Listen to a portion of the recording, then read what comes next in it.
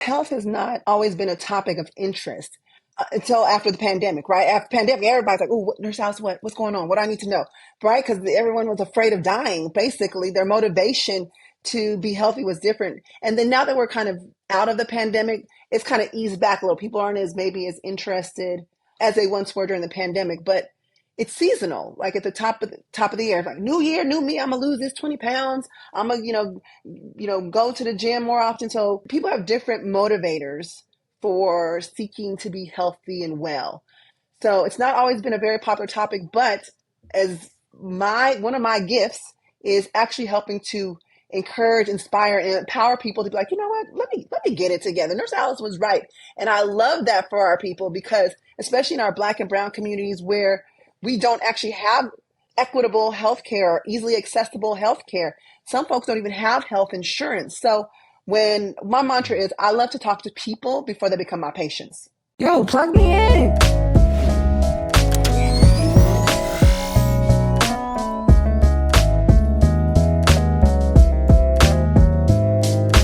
Plug me in to the STEM Plug podcast. Welcome to another episode of the STEM Plug podcast. It's Rich Innovator here, and I'm back to plug in again. And here on the STEM Plug podcast, we plug in with amazing entrepreneurs and innovators doing some amazing things in science, technology, engineering, and math. And today is no different. Today, we have the amazing Nurse Alice, who is going to plug in everything about just making sure you take care of yourself, just about nursing. She's going to plug in everything for us, right? So Nurse Alice is known as America's favorite nurse. So everything that you hear today from Nurse Alice, make sure that you take into play. So how's it going today? It's amazing. I'm having a wonderful day, blessed. I'm excited for 2024, definitely. Okay. So Nurse Alice is, an author, a speaker, and also a podcast host and the founder of AskNurseAlice.com. So today we're going to plug in with Nurse Alice, and she's going to really help us learn about, really ways of really making sure how you take care of yourself and just everything that's going on in the world today, just being healthy, right? Yeah. Let's really plug in, right? So starting off, I really like the branding of Ask Nurse Alice, right? What was the inspiration to creating that? How did that even all come together for you? Great question. I'll say this. I originally didn't want to be a nurse, but I didn't. I wanted to be an accountant. I wanted to count the money, get to the bag and all those things. But as the eldest daughter, eldest kid in the family, a lot of the responsibilities from my mom would fall onto me, especially when it came to taking care of my dad. My dad, retired service member, he was in the Navy, but they would say, smoke him if you got him. We know what smoking leads to: heart disease, high blood pressure, strokes, heart attacks, heart failure, and all those things. So, so he started to experience those things. And then as the eldest daughter, and mommy had to go to work while daddy was sick, I would step in. And so that had actually, kind of set me off on this healthcare caretaker type of thing. My dad said, you're going to be a great nurse one day. I said, no, daddy, I'm going to be an accountant. But, but I found myself taking care of him, and it was something that I was naturally drawn to. And then I didn't notice this, but I would always take care of everyone, my sisters, people in school. I just had this natural caregiving thing about me. And then fast forward a little bit, my dad ultimately died of a massive heart attack in the emergency room. I was outraged because there had been such a gap in communication between his doctors and what was going on with him, and wasn't communicated to us as well. And so I felt, and I still believe that, things could have been different had his doctor or healthcare team been more proactive with educating him and the family about lifestyle changes and things they needed to do. So I had promised myself, I'm going to be the best cardiac nurse in the world. No other family, especially no other brown or Black person, is going to have to go through this. The knowledge gap that the things we don't get from our healthcare providers. And so I set out to be the best cardiac nurse in the world. And in that journey, I was always not necessarily inserting myself, but kind of inserting myself in a good way when things were going on with people, or people would say, oh, my friend's a nurse, come talk to her. Oh, you got to ask Nurse Alice. And so it kind of just naturally evolved into something. And then one day my girlfriend, we were sitting having lunch. They're like, you should really do something with Ask Nurse Alice, because everybody and their mama comes to you and they're like, can you ask Nurse Alice this? And so it organically, it happened organically. And so one day, and again, this is the business mind of me, was like, you know what? Let me do this because I'm passionate about it. I really want to move the needle with healthcare. I want to make a difference. And there stands to be an opportunity in which I can actually make this my work, my job, and set out to take care of other people. So Ask Nurse Alice was born, and it's evolved into many things. I mean, currently it's a health and wellness site where you can get tons of great information and tools and stuff like that. It extends to my Ask Nurse Alice podcast, where I talk about health and wellness topics and, nursing practice things. And so it's just something that just naturally came about, and I'm enjoying the ride. Yeah. I love it. Nah, that's amazing when things can kind of just like really come organically like that, Yeah. right? So like I know even with the stem plug kind of came about from me just really, like I said, being a lifetime learner, love learning different things about STEM and then just plugging it in with everybody. So Hmm. I'm like, all right, why don't I make STEM plug now and make it to a There you go. larger audience, right? Hmm. So that's amazing. What doing the work that you do, right? What are some of the challenges that you face? Do you feel as though sometimes like when you're just sharing the knowledge of like, I guess being healthy and just taking care of yourself, to sometimes people like, oh, I don't want to hear all this. I want to do this such and such way. Like what's the feedback, the drawback you get sometimes from certain people? Well, health has not always been a topic of interest until after the pandemic, right? After the pandemic, everybody's like, "Oh, Nurse House, what's going on? What do I need to know?" Right? Because everyone was afraid of Mm, dying. Basically, their motivation to be healthy was different. And then now that we're kind of out of the pandemic, it's kind of eased back a little. People aren't maybe as interested as they once were during the pandemic, but it's seasonal. Like at the top of the year, it's like new year, new me. I'm gonna lose this 20 pounds. I'm gonna, go to the gym more often. So people have different motivators for seeking to be healthy and well.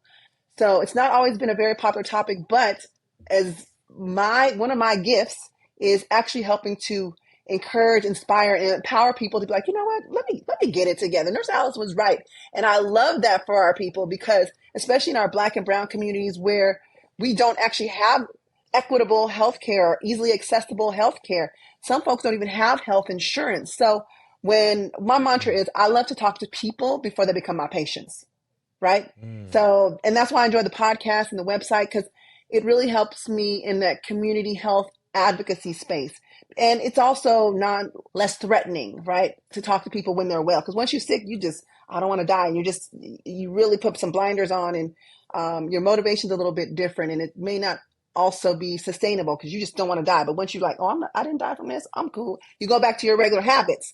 So what I've been able to do is help inspire, empower, and educate people to take steps to live healthier lives. Now, I've been in healthcare for over 20 years. I am a nurse practitioner in the emergency room. So I see a lot. I see a lot of mm, things. And so when I tell people, look, I want to talk to you now because if I see you at work, oh, something went down. Something's happened. The insult or the injury has already happened, and let's prevent that from happening. And as a woman of color, I'm half black, I'm half Filipino. So even my Asian people, I've always been like a chameleon. I'm, I'm able to maneuver. I'm compassionate, and I have this understanding of, different groups, understanding culture, their customs, and being able to make health information relatable and relevant and important to them in their way. Because mm, what might be important to one person may not be important to the other. Someone might say, well, you know what? I want to lose 20 pounds and lift weights so I have muscles.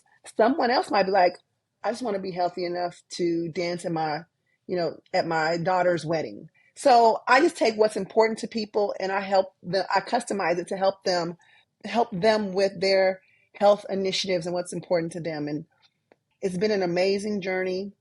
I work in the hospital, but then I also do all of this stuff outside the hospital. So I'm enjoying it. I'm actually enjoying it yeah. because I'm not just, rant or rant about what you should do. I actually talk the talk, walk the walk, You're going to see me in the hospital, you're going to see me in the streets, not literally in the streets, but you know what I'm saying, at events, conferences, Yeah. which like at Invest Fest. I was just at Invest Fest.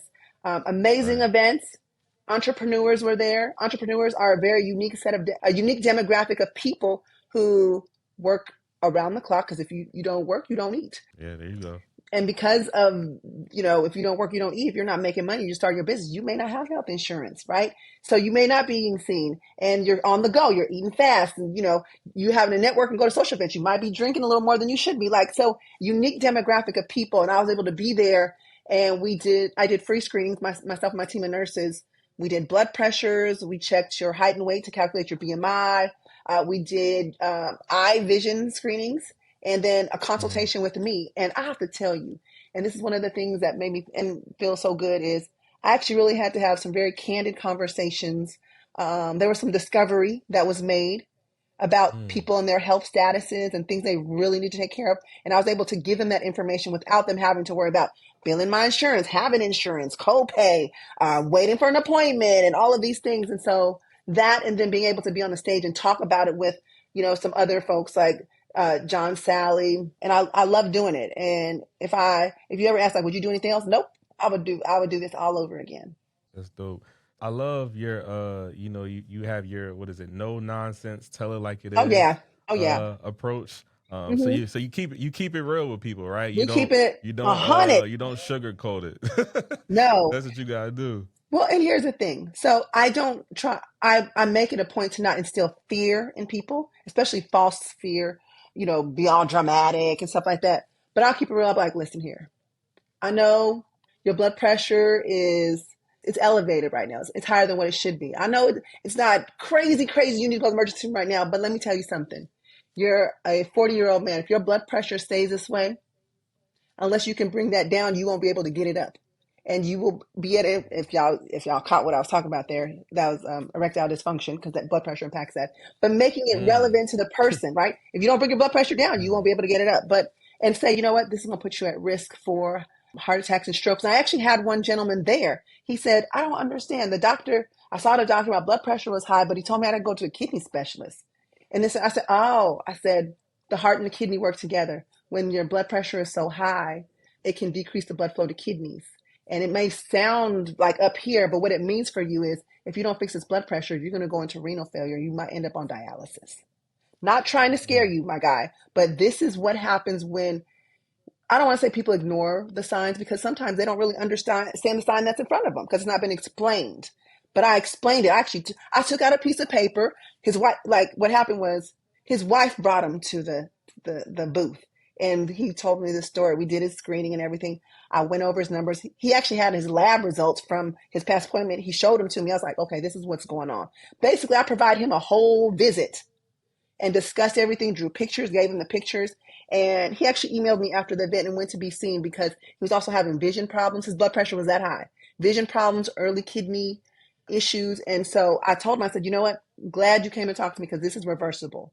I said, you're 40, your kids are little, you want to see them to be older. This is what we got to do. And I want you to email me or text me if you have problems along the way or somebody tries to dismiss you. If you're open to it, I'm happy to talk to you and happy to advocate for you. And that's the part that our community doesn't get. It's like if you don't have a nurse Mm. or a doctor in the family, you don't have that advocate. Yeah, so you're really building that I community. keep it real. Like, look, here's your picture. Nurse Alice will talk to you. I'm almost like your favorite cousin, right? Oh, let me call cousin. Like I'm part of the family. So whether I'm an auntie or a cousin, however you want to refer to me, I'm in your Yeah. corner and I'm here to help. So, but I keep it real. So when you say no nonsense, I'm gonna be like, look, Yeah. we got to cut out the honey buns and the oatmeal pies. Your sugar is skyrocket. We got to. I'll keep it real. Yeah. That's dope. Like, what's your approach of really, I guess, balancing that keep it real aspect, but at the same time having that empathy for like just the communication of just healthcare to people. How do you balance those two? Because I know you got to keep it real, but at the same time, having empathy sometimes at the same. Or how does that look for you? So one thing is, as remember my story about why I wanted to be the best cardiac nurse in the world. I know what it's like to be Mm. on the other side of the fence, not the provider, but on the other side with the family and the patient. I know what it feels like when a provider is insensitive. They say just say things that just like almost reckless with their words, or they assume that we just non-compliant. I hate when people say, oh, they're non-compliant with their medications. No, daddy didn't know what the medication was really for, so he didn't really feel like he know that he needed to take it. It wasn't that he was purposefully not taking his medication. Who want to be sick? Nobody want to be sick. So I always like, instead of non-compliant, I would say, if we had to use a word, I would say non-adherent. You weren't able to adhere to it. But here's the thing: when people, and I'll use taking medication, people are like, oh, because I hear, and I'll be honest, my white counterparts, it happens a lot. They'll say, oh, the patient was non-compliant. I'm like, well, did you ask them why they didn't take their medication? Well, no. Well, maybe they didn't understand what it was really for. Maybe they misunderstood and thought it was vitamins and elective. Maybe they wanted to get it, but Granny didn't have a ride to go pick up her medicine because she got to do 3 bus transfers and it was raining. Maybe maybe she didn't have any money to buy the medications. Like, you don't know. And if we're really going to solve healthcare and get to a healthier nation, we can't just say, oh, person was non-compliant and write them off. We got to dig deeper. We got to dig deeper into like the social determinants of health. Like, what's going on? Is it a knowledge gap? Is it because of access to quality health care? You got to dig deeper. And so when you say empathy, I really consider these things before I open my pie hole to just, I'm not just barking off at the mouth thinking I know everything. I don't. The patient, the person knows their body best. They know how they feel. So when somebody tells me how they feel, I don't say, oh, well, no, that's not that. I listen first. And I try to get a good understanding of what they're feeling, what their situation is, and I'll work with them from there. Not Okay. all of my colleagues do that, but for those that don't, I'm on them. I'm on them. If you work with me, I'm on, like, not on my shift. I see you have various of books that you kind of go into, like just eating different foods and just different Hmm. appetites. Can you share with us some of your books that some of our listeners can dive into that maybe can help Oh, yes. their diet or even just staying more on the healthy tip? Yes, I have 2, and they're available online on the website. I have one is a 7-day juice guide, and that's actually probably really good for people right now, especially kicking off the new year, or maybe they just want to jumpstart their health and they're just like, you know what, I need a cleanse. I've been eating all kinds of junk. Let me just clean this out. So I have a 7-day juice guide where I provide you several different types of juicing recipes. But here's the thing: I provide you the grocery list. So, like, okay, I'm going to say, go to the store and get this, this, this, this, and this. Here are the different recipes, and here's a schedule of the recipes. And because I know you're probably going to get hungry, here's an emergency meal so you don't mess up the progress that you've Mm. made. And it talks about the health benefits of juicing. So there's that. That has been very popular. And then I have a Curb Your Cravings, 31 Foods to Fool Your Appetite. So sometimes when people are trying to change what they eat, and I don't necessarily like the word diet, like, because diet has kind of been, when you think of diets, like, oh, they're Yeah. trying to lose weight. Sometimes it's not just about losing weight, but it's changing what you eat because you don't want high cholesterol, you don't want diabetes, you don't want high blood pressure, right? You want to eat foods that are better for your digestive system, or foods that are going to help boost your immune system, or foods that aren't going to make you feel all nervous and on edge because there's so much caffeine or things in them. So it's foods to fill your appetite so they can, so when I tell people about nutrition and we're talking about the foods that they eat, whether they use the word diet, I'll say, let's not focus so much on the foods you can't eat. Let's focus on the foods you can eat. So that book is really promoting different types of food that would be great additions, great healthy additions to your diet. And hopefully if you flood your diet with those things, hopefully the other things weed themselves out, like the potato chips and the honey bun. I No keep saying honey potato buns. chips? No Well, chips? no, You no, I'm can't have saying no chips? you can have chips in moderation. In moderation, though, Okay.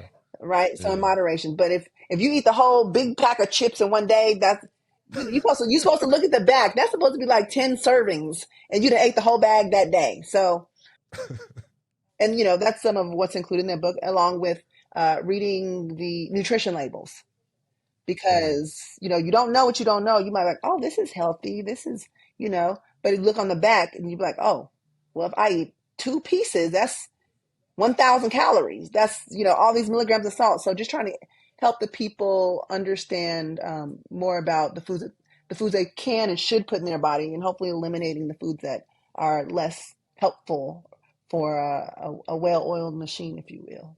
It definitely sounds like a good read. So our But listeners, make sure you definitely plug in with those books for yes. sure. So I guess I have a question. You within the emergency room, right? What are some of Hmm. the misconceptions of just the emergency room? Like, what are some of the misconceptions about that? Like, Well, first off, every 3 out of 5 people will access the emergency room. That's just a given fact at some given point in their lives. Nobody escapes the emergency room, if you will, if I can go ahead and say that.